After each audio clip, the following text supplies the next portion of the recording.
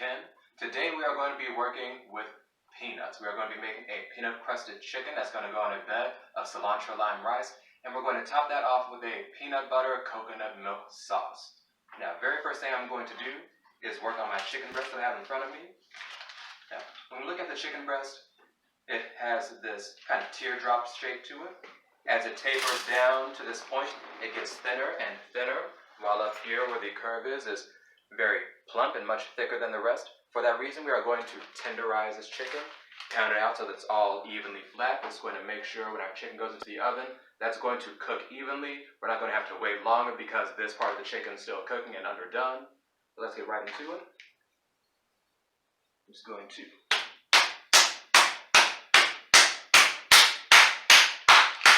don't be afraid to use some force with this. You're trying to get the chicken to flatten out. There's no need to be gingerly with it.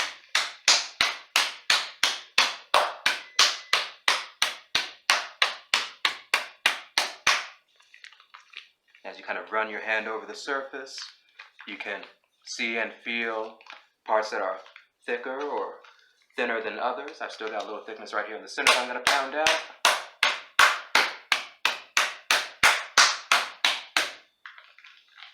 There we go. I'm just going to set that aside for the time being. Now, right here in my blender, I've got some peanuts that I'm going to just very gently pulse up. I still want them to have a crumbly, very breadcrumb-like texture. I'm not trying to get a powder or peanut butter from this.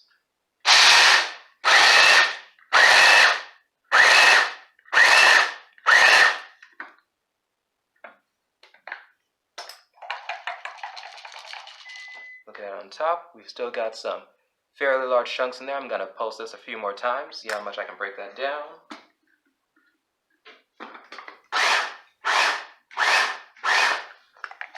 There we go. Much smaller pieces, very fine. Now I'm going to get all my ingredients assembled and mixed together for my dredge. I've got a bowl of about a cup of Panko breadcrumbs in here, and I've pulsed about a cup of peanuts. I'm going to combine these two with some seasoning here. I've got a teaspoon each onion powder, garlic powder, and 2 teaspoons of salt.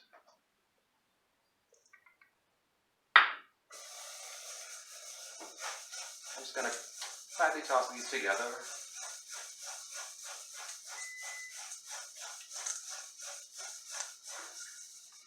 Excellent. Now I'm going to assemble a quick batter that my chicken is going to be dipped in. That's going to help this dredge to stick to it. And that's just going to be equal parts water and flour. I have half a cup of flour in here. I'm adding half a cup of water. And there's an additional teaspoon of salt in there. And to this, I'm going to add 1 tablespoon of Dijon mustard. Give this a good whisk.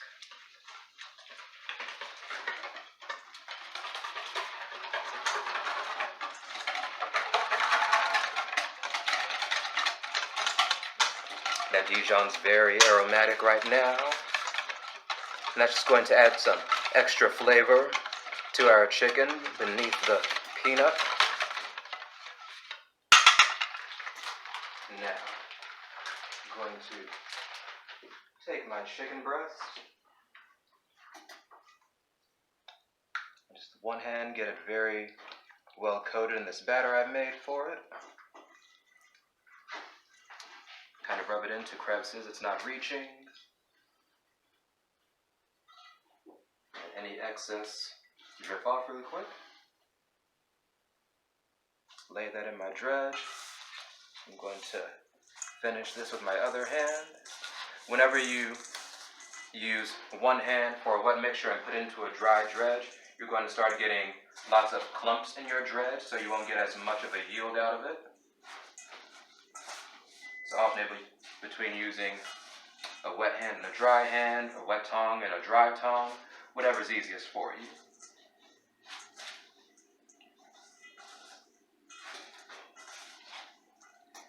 There. Chicken breast 1.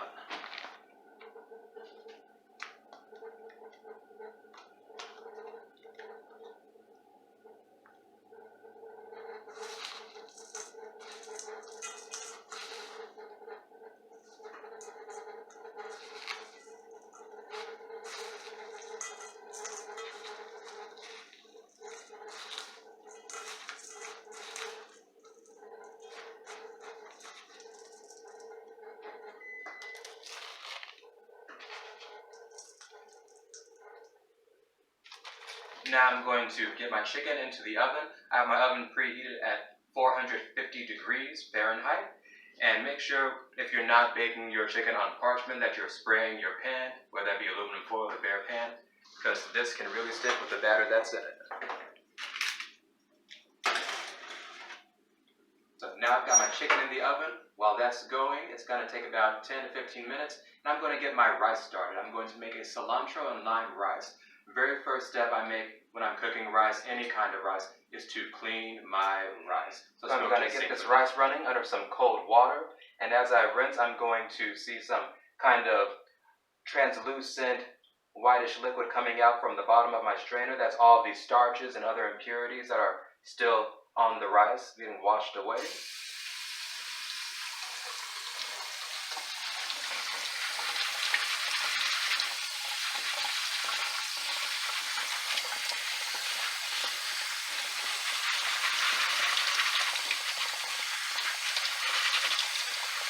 And you want to be really thorough with this. So wash the rice for about 30 seconds to a minute.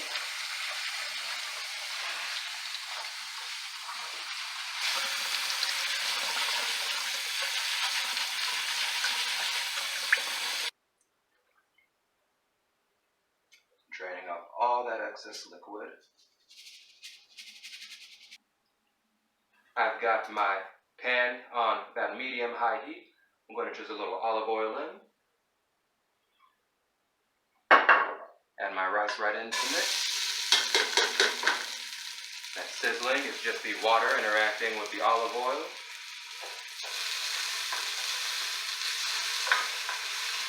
Now, the reason I'm cooking the rice this way, I'm toasting it. This is going to get a much nuttier flavor out of the rice. And I'm cooking with brown rice here, so ordinarily if you were using a white long grain rice, you could look at it and check for browning to see if you've toasted long enough. But alternatively, you can also cook by smell.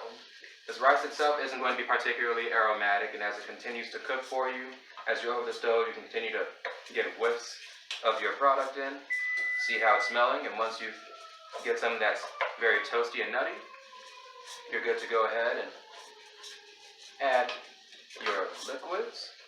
Before I even do that, I'm going to introduce some garlic. This is about 4 cloves.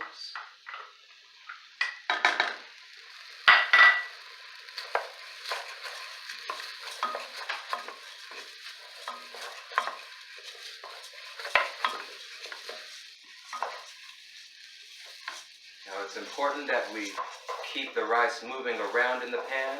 Whenever you're toasting anything on the stove top, the longer it stays stationary or just fixed in one place, the greater likelihood it has of burning. So I want to keep this rice moving around. I want it cooked evenly on all sides. When it toasts, I don't want to char any of it. This is going to go for about 2 or 3 minutes. I'm just waiting to get that nutty smell. The garlic's coming through, faintly aromatic. It's not quite there yet. Still smelling the garlic, but there's something subtle behind it, that nuttiness, a little earthiness. It's time to add my liquid. I've got about 2 cups of rice in here, and when you work with long grains like this, you usually cook with a 2-to-1 ratio of liquid to rice. So to my 2 cups of rice, I'm going to get 1 quart of water in.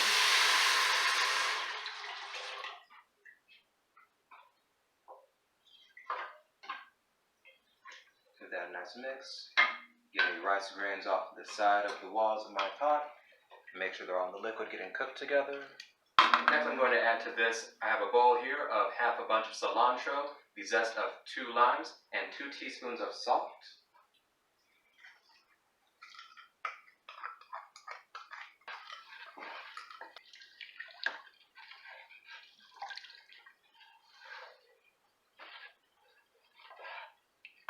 Now, there's lime zest in here because the zest of the lime is what contains the essential oils, the actual flavor of the lime.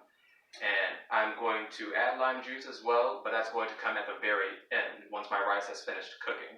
Once you add lime juice to something and it gets to cooking, you can start to develop a sort of bitter flavor that's kind of off-putting and you don't want in this. I'm going to get this covered. Bring my temperature up to high just to get it to a boil. And once it's come to a boil, I'll reduce. My chicken's just been in for 10 minutes. I've got a nice browning beginning to start here, but it's not quite as done as I want it to be yet. I'm going to turn this around and put that back in the oven. That's going to help get a very even bake on it so that there is no one hot spot in your oven burning one piece of chicken and none of the rest. We're going to let that go for about another 5 minutes. Into this bowl, I'm going to get my peanut butter and my coconut milk combined.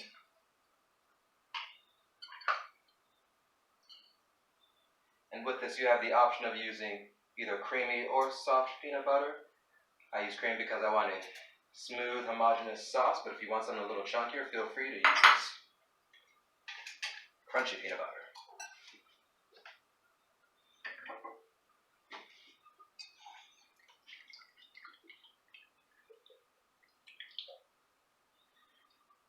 Now into this mix, I'm adding a 1/4 cup of soy sauce.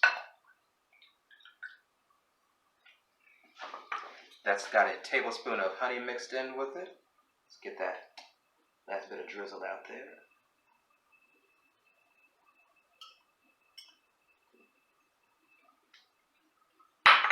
And lastly, another 4 cloves of garlic and a teaspoon of chili flakes.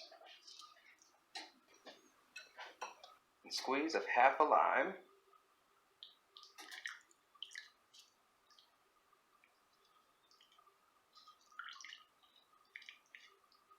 Squeeze well to get as much juice out of that as you can.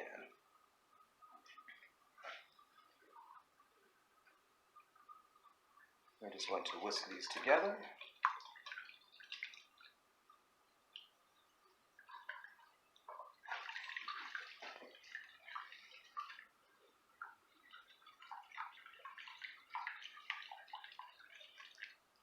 Peanut butter being as thick as it is going to take a little time to work in, but just takes a little time and it'll get there.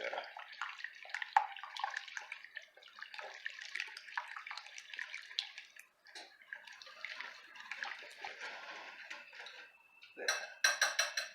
About 45 seconds or a minute stirring, we've got a nice, smooth, homogeneous sauce. Now my rice has reached a boil, so I'm going to remove my lid.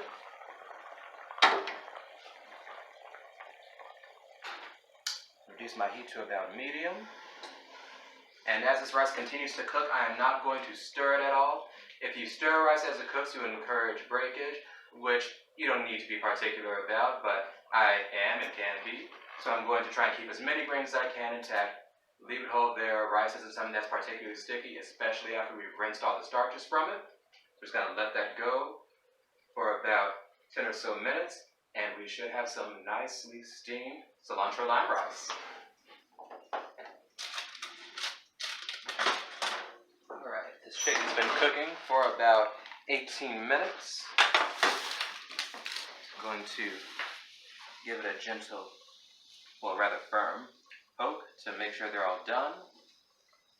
Now, if you're at home and you happen to have a thermometer, you can stick the thermometer into the chicken at the very center, and you want to reach a temperature of at least 165 degrees for your chicken to be cooked through.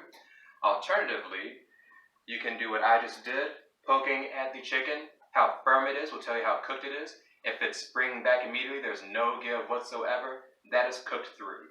And that's something that we also use in restaurants to determine the rare state of our steaks. And you can perform the same test right on your hand. So if you just make a fist with your thumb tucked in your fingers, this muscle right here should be flexed, very taut, springs back easily. That's how your steak, your chicken, pork, etc. should feel once it's cooked all the way through. And as I loosen my grip, I get a little more give. Just with each finger I take away. So there I'm at about a medium steak. Now I'm getting rarer. And I've got our rice all done here now. I had to add about another 2 cups of water to this. Wasn't quite cooked through. And we're going to finish this off with the juice of 1½ limes. Add that acidity to contrast and cut through that really rich and thick peanut butter sauce we made.